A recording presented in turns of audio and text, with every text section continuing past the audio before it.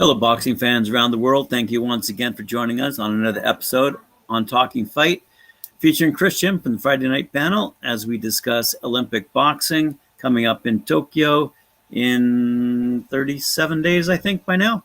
So, what have you found out for us today, Christian? Well, Graham, a little bit of ground to cover today. A couple of things on the go. Starting off with the Olympics themselves. Starting off with Japan itself, I should say. Now, Japan said on just earlier today, which is Thursday, that they would be easing emergency coronavirus curbs in 9 prefectures, including Tokyo, while keeping some measures, including limiting of spectator numbers at big events. In place. That's amid fears that next month's Olympics could trigger a surge in infections. So, Prime Minister Yoshihide Suga called on the Japanese public to watch the Olympics on TV and avoid spreading the virus, saying it was crucial to avoid any rebound of COVID-19 cases at the Games, which, as we know, as you just said, due to start in about 37 days now. Now, earlier, Suga has said that authorities were lifting the state of emergency for 9 areas, but would be maintaining quasi-emergency measures in 7 of them, including Tokyo. And that's going to be until the 11th of July minimally. That state of emergency had been set to expire this upcoming Sunday. So what does this mean? Under the quasi-emergency measures, bars and restaurants, which are currently barred from serving alcohol altogether, will be allowed to do so until 7 p.m., provided that they maintain COVID-19 precautions. However, local authorities can choose to keep the ban in place if they think it's necessary. Restaurants are also going to be asked to close by 8 p.m. Now, the Japanese media have reported that the government, which, as you guys know, has already barred foreign spectators altogether, is considering allowing up to 10,000 domestic fans in stadiums during the games. Now, this is in line with a plan that was endorsed by health experts yesterday on Wednesday for these events.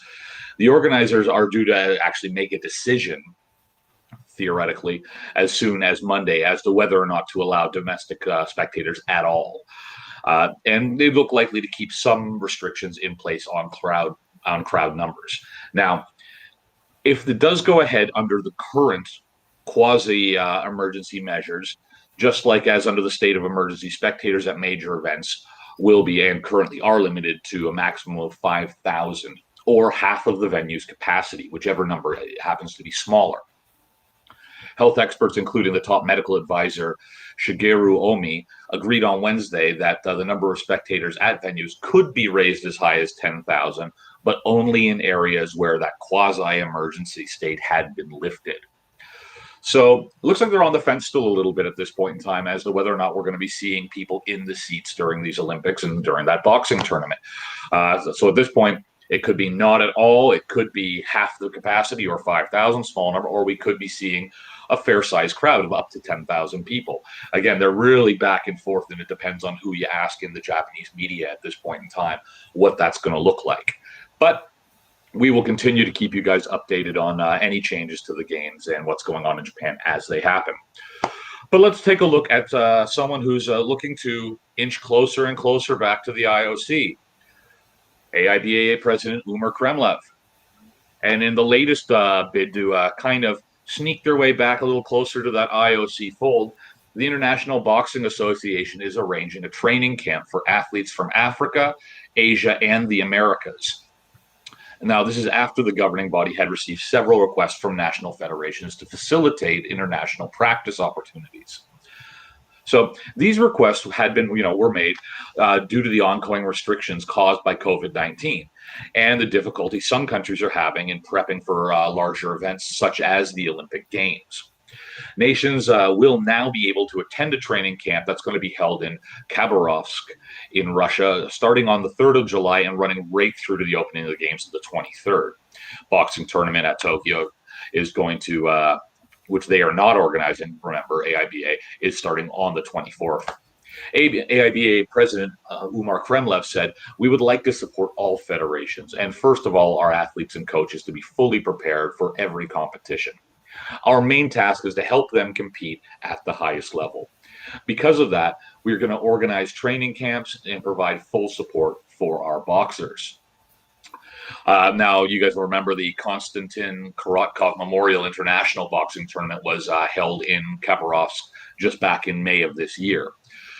So according to AIBA, the facilities are therefore already in place to stage this large-scale training camp, including implementing the necessary COVID-19 countermeasures. Entry requirements to Russia are currently relaxed, with teams set to be able to enter the country without having to quarantine, which was cited as another one of the reasons for Khabarovsk being an ideal destination for this training camp. Now, this was just announced, and what we don't have yet is we don't have numbers of how many people are going to be attending this camp or who's taking them up on that offer. So we're not sure which countries we're going to be seeing headed to Russia prior to the games, but we will let you know as we get a little bit more information on that. Like, I doubt we're going to be seeing the Canadians there. We're not going to be seeing the Americans, but we might see some South American countries that have been a little bit harder hit by COVID. The Argentinians might be there, as they've had a lot of problems. We weren't able to see the Americas qualifier because of the situation in Buenos Aires. So, in Brazil, they have very big problems there as well as far as COVID. So we may see some countries that have been hit a little bit harder and having a little bit harder time traveling, taking them up on this offer. But we'll see, and we'll keep you guys updated as we get closer to it. Now, we've been promising to give you guys some fighters to keep an eye out for at the games once they are moving forward. So we've got two more today for you guys to keep an eye out for, both from Uzbekistan from today. So first off, we're looking at Shakobuddin Zwirev. Now, he is the reigning flyweight champion and is odds-on favorite to win another gold this summer. Uzbekistan is going to be arriving at these games arguably with one of the strongest cohorts of boxers out of any country, and Zwirev himself might be the best among them. The 28-year-old has already signed with MTK Global and has already reeled off 3 professional bouts in which he took all 3. He's now focused on adding more gold to his collection. He recently told the official Olympics channel, "I took part in the 2019 World Championships and became a world champion. I took part in professional boxing and won three times and won all 3 fights. In my opinion, the difference between professional and amateur boxing is amateur boxing requires more technical skill and speed in strikes. So it's more difficult in my opinion. For now, my motivation is to become a 2-time Olympic champion, the first from Uzbekistan." And, he has a very, very good chance of taking that one. So he's going to be one to keep an eye out for, Shakobuddin Zwirev. Moving on, again, his countrymen here, Mirazizbek Mirzakalilov. Now, he's going to be fighting out of the featherweight division, once again, obviously for Uzbekistan. Now, he's a former world champion and Asian Games champion. Mirzakalilov arrives in Tokyo as another one of Uzbekistan's great medal hopes for his division. Now, he is a bit of a force to be reckoned with at 57 kilograms, which is becoming one of the most competitive divisions that we're going to be looking at the games. The razor-sharp fighter is already a hit back home since his meeting with that country's Shavkat Mirziyoyev. Shavkat Mirziyoyev. There's always one. He also takes part in Uzbekistan's arduous training camps up in the mountains, living a Spartan-style lifestyle with sparring partners as well as fellow Olympic hopefuls. And so far, it has paid dividends for the 26-year-old. And once again, he is going to be one to keep an eye out for. Had it. It was right there. And now it's gone. Mirazizbek Mirzakalilov. Wow. Gets me every time. There's always one. But the couple of fighters to keep an eye out for, and a couple of guys are going to do very well at these games. But that's what we've got today, looking around the Olympics and around the rings, Graham. Yeah, no, awesome. It's getting exciting as we move close towards Tokyo, and more sports bodies making their announcements with respect to who is qualified and who's getting prepared or going through the final weeks of preparation as we move closer to the Tokyo Games. So it is getting exciting. I knew they wouldn't get canceled. There's no way they can cancel them now. So all good news, I think, that we're getting. Did you hear yesterday? I reported on the World Gay Boxing Championships being held in 2023. I heard that you were speaking about that. Unfortunately, I was away yesterday and unable to watch live.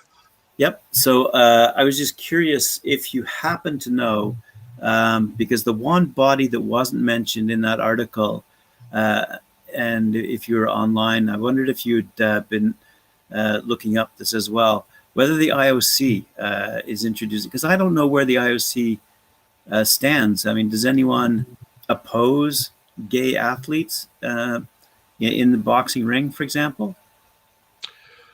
I don't think it's anything that's no. I mean, the current conversation isn't necessarily on homosexual athletes competing, at least not from an IOC standpoint.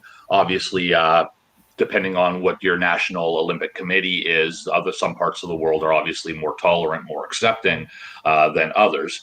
So there's countries in this world where that's still prison or a death sentence, right? So, and these countries still have Olympic committees. So unfortunately, there's no, at the IOC level, there is no push for this, but there's also no real backlash. The next conversation that people are having is about trans athletes and their ability to compete in Olympic competition. Right. Specifically, right now with these particular games, I believe the only trans athlete currently competing is a weightlifter, and that was due to there's a shift in policy at I believe it was either at London or Rio that first made trans athletes eligible to compete. But again, there's very strict protocols. There's very strict medical protocols that trans athletes do have to go through under the current system to compete. For example, if you're a trans woman, which is the case of this weightlifter, for her to be able to compete as a woman, she has to have something like less than 10 nanoparticles or however they measure it of testosterone in her system, for example. And so right now there's a very stringent medical requirements for trans athletes to be able to compete at the Olympic level. And we're going to see that turn into a larger conversation as we move forward, because at this point, nobody's talking about the sexuality of athletes. Not that, at least nothing that's coming across my desk. At least now, do they have necessarily the same amount of representation within our sport? Absolutely not. I think I wouldn't go so far as to say it's a don't ask, don't tell kind of policy, but not everybody's wearing this on their sleeves. And would they face discrimination in boxing gyms and at competition levels? Absolutely, depending on where you're fighting from, where you're fighting out of. These people are going to be facing very different challenges, and that's going to be have a lot to do with geography, cultural, and cultural differences, as we look around the world. But anyone at this point in the time that says, that your sexuality is something that's going to prevent you from throwing a punch is an idiot. And I really don't have anything more to say on that from that front. Now, when we talk about trans athletes, for example, though, obviously there's a much larger conversation, because the conversation obviously is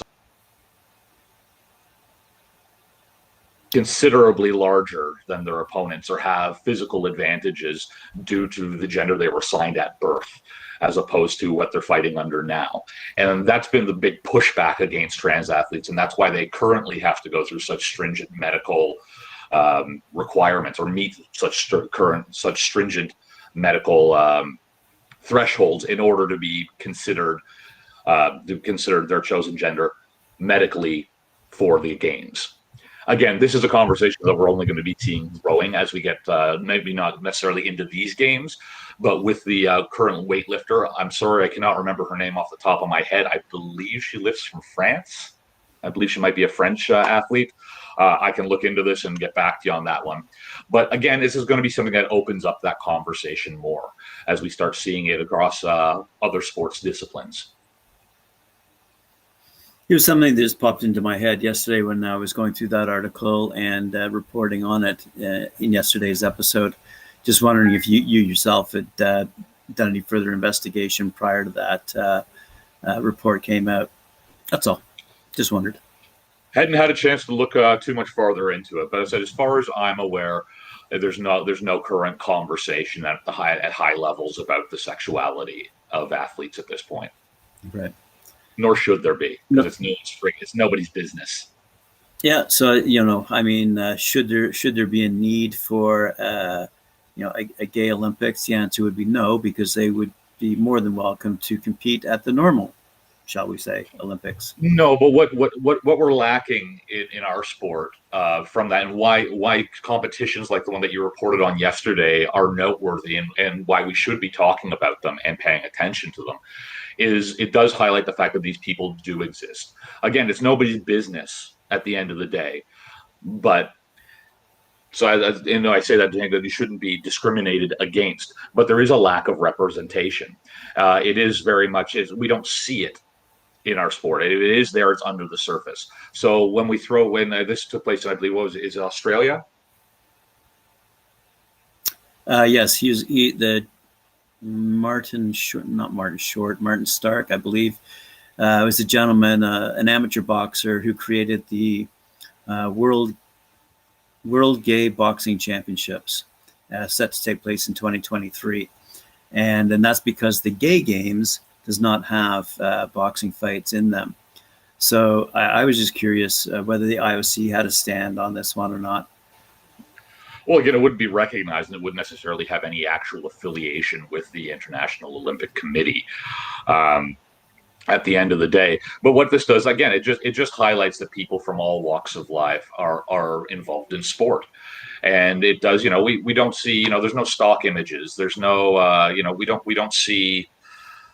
It's just not prevalent. It's still seen as the fact that we're talking about it at all says because it's unusual.